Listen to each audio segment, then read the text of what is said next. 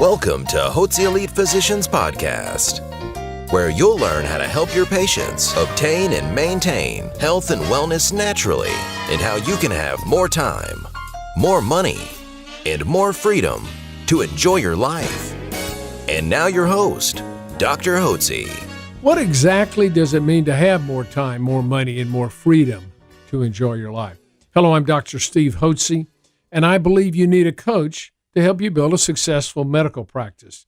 Today on this podcast, I plan to share with you what my typical day looks like.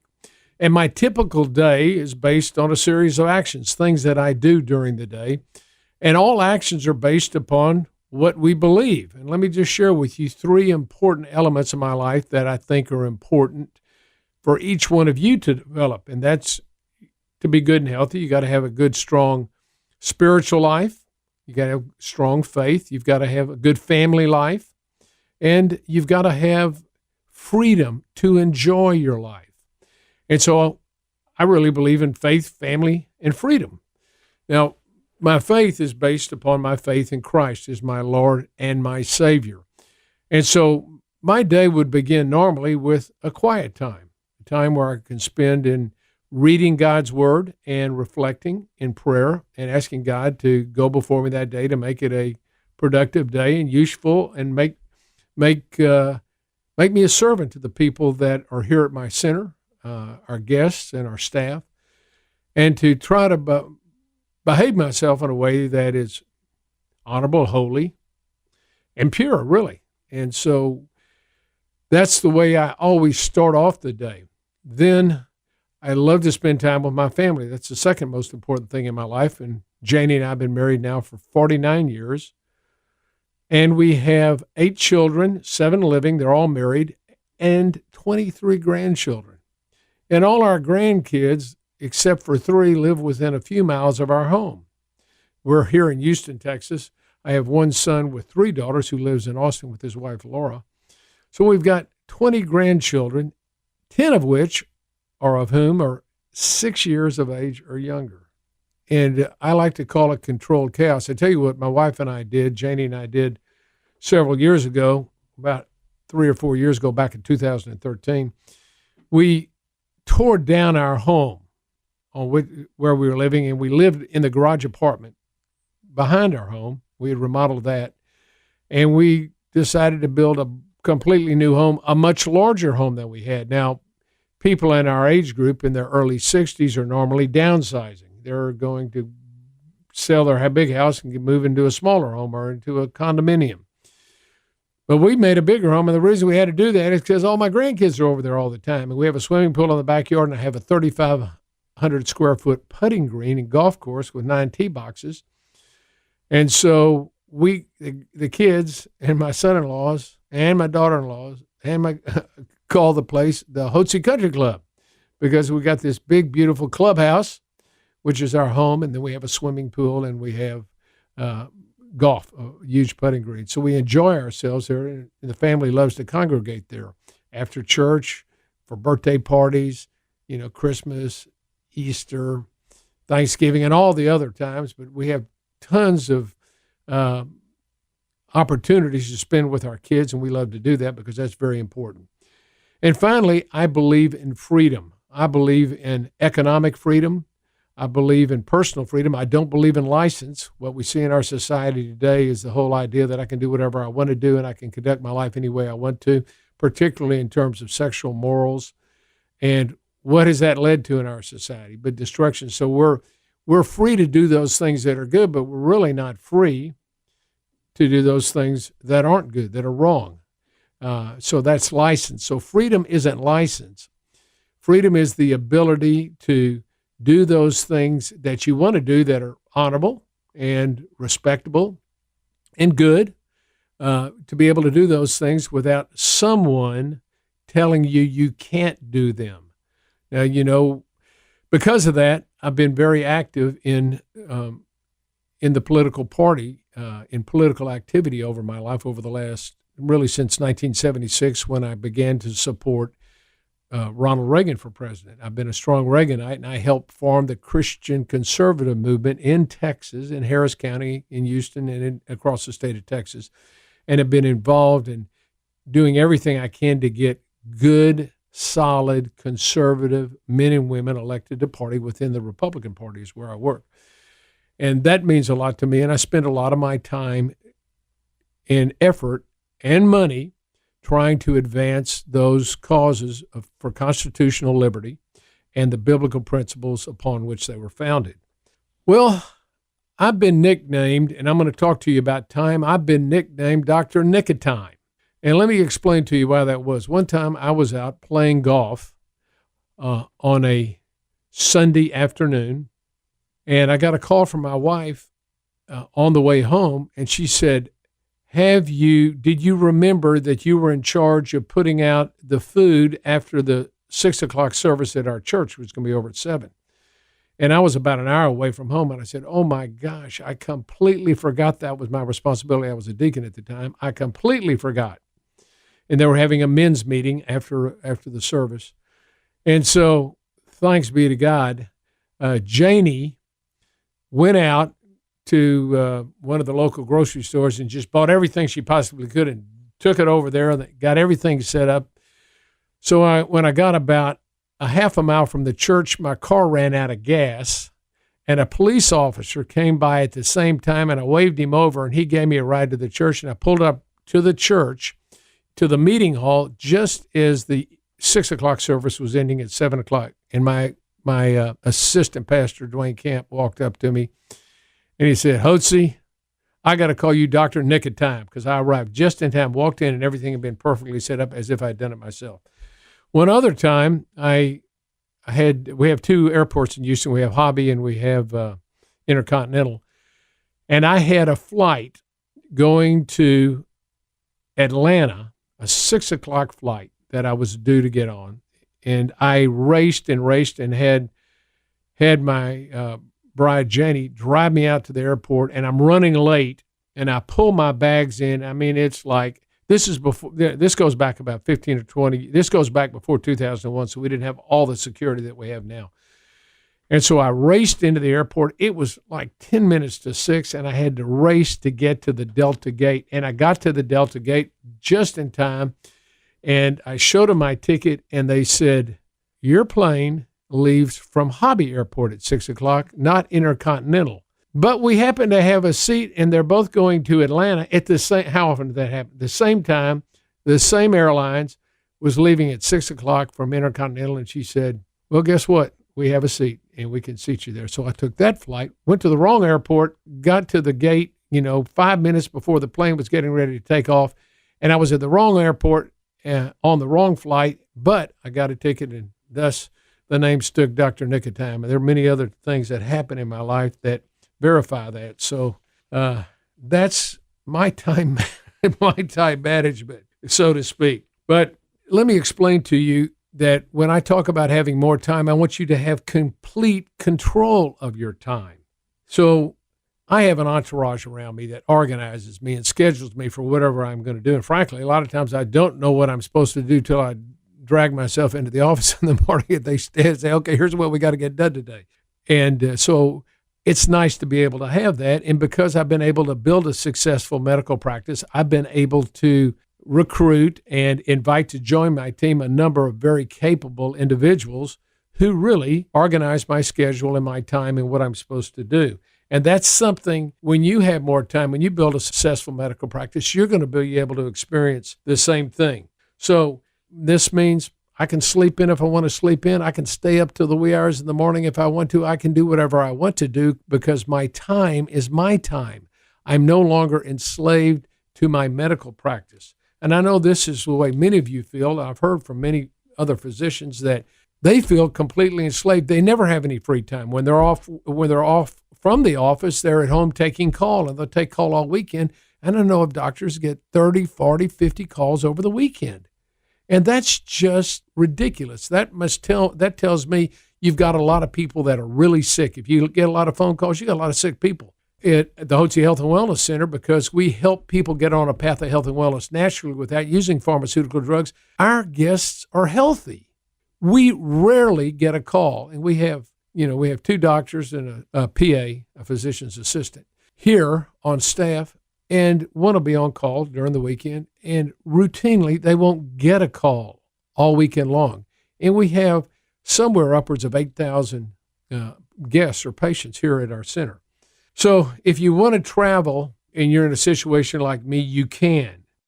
In my practice of medicine, I've been able to leverage myself by training other physicians and other health practitioners and providers, like a nurse practitioner and a physician's assistant, in my medical protocols. So I read a book back in the 1980s called The E-Myth, and then I listened to the tape, the revised E-Myth in 1997. And at that point, I realized that the most important thing about being the owner of a business, and remember I've said that a medical practice is a business because you exchange your goods and services for money, and that's by definition a business. So we operate a business. So the most important thing an entrepreneur or an owner of a business can do is realize that they are not to be the technician in the business.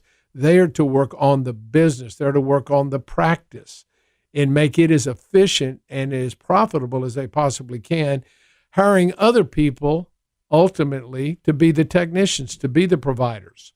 And that's what I decided to do in 1997. I gave myself 5 years that I was going to work my way completely out of my practice, and I was going to have other individuals who I had trained in my methods to see our guests and to do all the other work, and so this not only goes for the medical work, but also hired a good, competent accountant to run my books, a good person in marketing, a good person in sales, and began to build a team of individuals that could do the work, and I could share the vision where I wanted us to go, but I had to have people down in the trenches doing the work. So that's what I want you to think about, and this is what I want you to think about. Ultimately, where do you want to be in 5 or 10 years from now? I don't know how old you are, but whatever age you are, you're going to be 5 or 10 years older. Do you still want to be grinding it out? Do you still want to be having to worry about insurance reimbursements or whether or not your hospital is going to fire you and put a nurse practitioner in your position, or whether or not you're going to have to work on collections, all the government regulations? Are you going to be worried about those things, having to work your practice, the wee hours, long hours, make hospital rounds, do all those sort of things? Or would you rather have other individuals working with you and for you? That's the way you leverage your time. So I'm going to describe what my day is when I end up coming into the office. I may come into the office at 7:30 for our meetings and our huddles or for our staff meetings. Over the last couple of years, I've had some outside projects that have required a tremendous amount of my time late in the evening and into the early morning, which means I have the freedom to get up and come to work at 9, 9:30, 10, 10:30. Whenever I want to come to work, I can. And then when I get to work, I'm told by my wonderful staff, primarily of women, what I need to be doing. So this is the benefit of building a successful medical practice. Now, the next thing we need to discuss is more money. Now, obviously, if you build a successful medical practice, the way you're going to determine whether or not your practice is successful is whether or not you're making any money. Are you meeting your bills? Are you able to sock anything away? Are you able to buy the things that you'd like to buy in your life for yourself, for your family? Are you able to take vacations? Do you have disposable income? Are you worried about whether the insurance company are going to deny your claims or dramatically reduce your reimbursements, as they've been doing over the last 15 and 20 years, ever since they took over medical practices through the HMOs and PPOs? Remember, money is not evil. It's the love of money that's evil. Money's a byproduct of offering an individual, or in your case, a patient, something of value. My coach says, whenever a problem is solved, money exchanges hands. The individuals that come to you want to get on a path of health and wellness. They want to be healthy and well. And for the most part, they don't want to do it using pharmaceutical drugs. If you can show them an alternative way that's safe, without all the deleterious, harmful side effects of the drugs, if you can show them that way and you can help them get better through the use of bioidentical hormone replacement, thyroid replacement, treatment of yeast, treatment of low energy and toxic problems using vitamins and minerals. If you can get them on a good, healthy eating program, you can do these things and help the people get healthy and well. They're going to appreciate it. And guess what they do? They're going to compensate you. And I promise you, they will compensate you handsomely for that. That means you're going to have more money. Many people say, well, I don't know, there's just, who would come and see me? There's a scarcity out there. People aren't going to want to come and see me if I don't take their insurance. And I know it's bad, but it could get worse. I may not have any patients at all. I happen to have a philosophy of abundance thinking. And it says in the Bible, John 10:10, Jesus said, I came that you might have life and have it abundantly. And that doesn't just mean money. It means an abundant, full, rich, happy, wholesome, enjoyable life. That's what you want to have. Now, I've heard it said, I don't love money, but I sure enjoy the things money can buy. Cars, trips with the family, put on new staff, gifts you can give people, particularly your tithing, which should be first and foremost. These are important things that money can do. They can help improve the quality of people's lives. So there's nothing wrong with money. It's just the love of it. So when we talk about an abundant life, we're talking about a full, rich, enjoyable life. And the way you do this is by setting goals, purposeful, meaningful, worthy goals. And the rewards in helping other people first is that they will compensate you for the help you provide them. That's a very important concept I want to drill home to you. If you want to be successful in your medical practice, then what you have to do is help your patients regain and restore and rejuvenate their health. If you do that, they will compensate you in return. So your first goal is not to make a profit, not to make a lot of money. Your first goal is to give your patients their lives back. If you do that, they will be loyal, faithful patients of yours for the rest of your life. They'll become your friends. And when you have friends, you have business the rest of your life. And your friends will tell their friends about you. And that's called referrals. And they'll refer their friends and family members to you, who will also gladly compensate you when you help them get their life back. In medicine, there's a scarcity mindset right now that belongs to those who've transferred their doctor-patient relationship to the insurance companies. So most of you that are on an insurance plan right now have a scarcity mindset because that's all you've known. You've transferred your doctor-patient relationship to the insurance companies or to the federal government or to the hospitals if you work for them, and you've let them dictate and control the way you practice medicine, the prescriptions or the medications that you write on for prescriptions. They have practice guidelines that they enforce. And if you don't follow those, you're going to lose that relationship with the insurance company. You can lose your income. So most men and women in medicine have a scarcity mindset. They don't know what to do. They know things are going down. Things are getting scarcer and scarcer. They're working harder and harder, seeing 60 patients a day, plus all the regulatory work and all the paperwork that has to be done, and then having to run your collections department to make sure you get paid, and you're not going to get paid on time. It's going to be 90 or 120 days. This creates a scarcity mindset, and I want to break that mindset. I want you to break it. You can be like me. You can do what I do. You can build a healthy, financially successful, gratifying medical practice if you will follow the medical protocols and the business protocols that we have in Hotze Elite Physicians. Now, we've talked about time, we've talked about money. Let me just talk about freedom, because freedom is so very important. Think about this. Freedom from insurance companies and their slow pay. Think about freedom from pharmaceutical drugs. Can you imagine yourself ever being free from prescribing pharmaceutical drugs? I know that seems totally out of the box, but we do that here at the Hotze Health and Wellness Center.